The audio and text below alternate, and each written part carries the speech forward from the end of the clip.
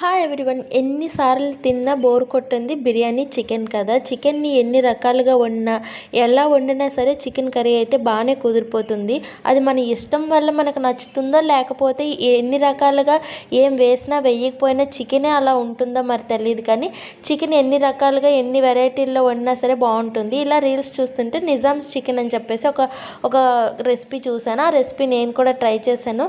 Normal curry లాగానే మనం ఎలా వండుకుంటామో ఎప్పుడు అలానే వండుకుంటాం. అంటే ఈ రెసిపీ ప్రిపేర్ చేసే ముందు చికెన్ అయితే ఒక అరగంట సేపు ఐస్ వాటర్లో నానబెట్టాలి. అలా నానబెట్టడం వల్ల చాలా సాఫ్ట్గా ఉంటుంది, చాలా జ్యూసీగా ఉంటుంది ముక్క కూడా అని చెప్పున్నారు. సేమ్ వాళ్ళు చెప్పిన ప్రాసెస్లోనే నేను చేశాను. కాకపోతే వాళ్ళు చెప్పినంత నీట్గా సాఫ్ట్గా అయితే ముక్క అయితే లేదు, జస్ట్ నార్మల్గానే ఉడికింది. మరి అది కోడ్లో లోపమో ఏమో మరి నాకు తెలీదు.